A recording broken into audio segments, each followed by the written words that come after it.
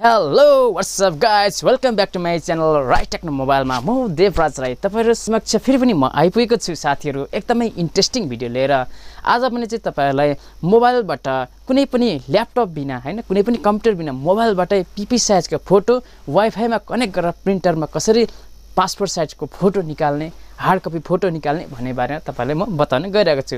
यदि तपाईहरु यो च्यानलमा नयाँ हुनुहुन्छ भने मेरो च्यानललाई सब्स्क्राइब गर्न नभुल्नु होला। यदि तपाईलाई मेरो भिडियो मन परेमा तपाईले लाइक गर्न नभुल्नु होला। यदि तपाईहरुलाई यो भिडियो मन नपरेमा तपाईले प्रतिक्रिया दिन सक्नुहुनेछ मेरो घटी कमजोरी के छ। साथीहरु यो एकदमै महत्त्वपूर्ण भिडियो हुनेछ। तपाईले यो भिडियोलाई स्किप नगरिकन हेर्न नभुल्नु होला भन्दै अब भने हामी अलिकति पनि गन्थमन्त नगरिकन प्र्याक्टिकल सुरु गर्नेछ। आउनु सुरु गर्ने।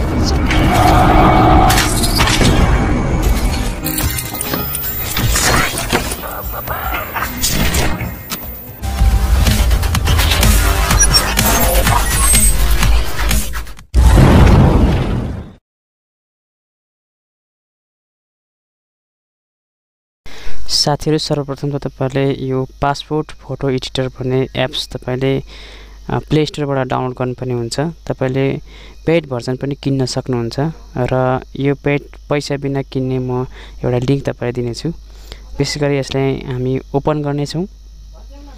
ओपन गरिसकेपछि तपाई देख्नुहुन्छ यहाँ न्यू फोटो भन्ने छ, त्यहाँ तपाईले क्लिक गर्नुहोस्।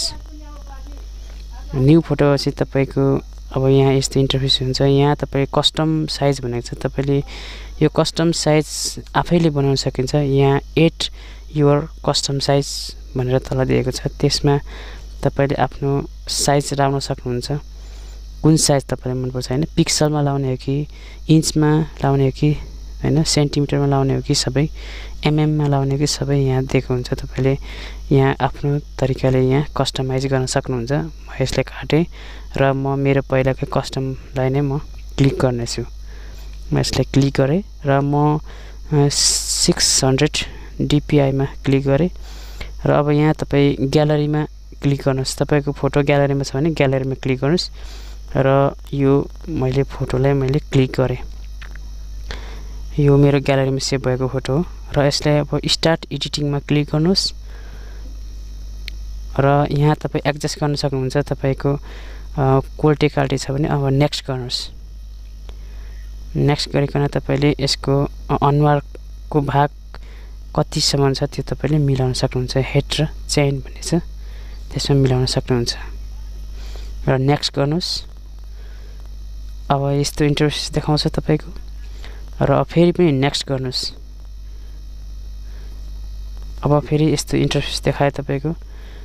अब फेरि सेभ गर्नुस् यसलाई। अब सेभ गरिकन तपाईले यहाँ चाहिँ यस्तो देखाउँछ। विशेष गरी तपाईले आउटलाइन बनाउनु पर्ने हुन्छ। मेन त तपाईले यहाँ आउटलाइनमा क्लिक गरिकन यहाँ आउटलाइनको आकार तपाईले कतिको साइजको गर्ने हैन पतला बनाउनुस् अनि यहाँ डनमा क्लिक गर्नुस् अनि यसलाई सेभ गर्दिनुस्। यहाँ तपाईले सेभ गर्नुभयो।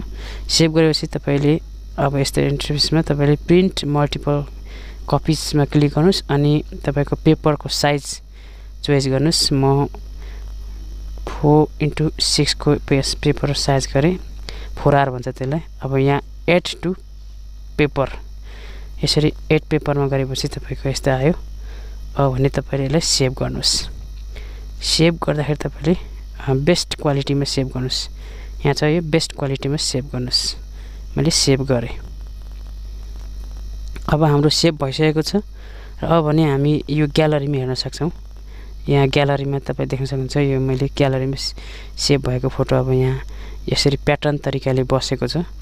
अब भने हामी यसलाई प्रिन्ट गर्ने छौं। प्रिन्ट गर्ने अप्सनमा क्लिक गर्नुस् अनि तपाईले यहाँ प्रिन्टरको आइकन छ, त्यहाँ आइकनमा तपाई क्लिक गर्नुस्। क्लिक गरिसकेपछि अब यस्तो इन्टरफेस खोल्छ। अब यहाँ केही सेटिङहरु मिलाउनुस्। तपाईको प्रिन्टरको कस्तो सेटिङ छ त्यही अनुसारको हुन्छ।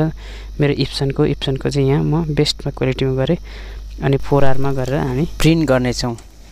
तपाईले देखिरहनु भएको छ यो इप्सनको LR05 को प्रिन्टर हो। यतिखेर हामीले कमान्डिङ गरेको पास फोटो प्रिन्ट भएर आउँदै छ, प्रिन्ट आउट हुँदैछ। तपाईले देखिरहनु भएको छ। यतिखेर वाइफाई कनेक्टद्वारा हामीले यसलाई पास फोटो प्रिन्ट आउट गरौँ। अब यसलाई हामी हेर्नेछौँ र यसलाई हामी एकदमै राम्रो क्वालिटीमा निस्केको छ, कम्प्युटरकै क्वालिटीमा निस्केको छ। अब भने हामी यसलाई कैँचीले काट्नेछौँ। धन्यवाद साथीहरू, तपाईहरुले मेरो भिडियो हेरिदिनु भयो। भिडियो कस्तो लाग्यो कमेन्ट गरिदिनु होला।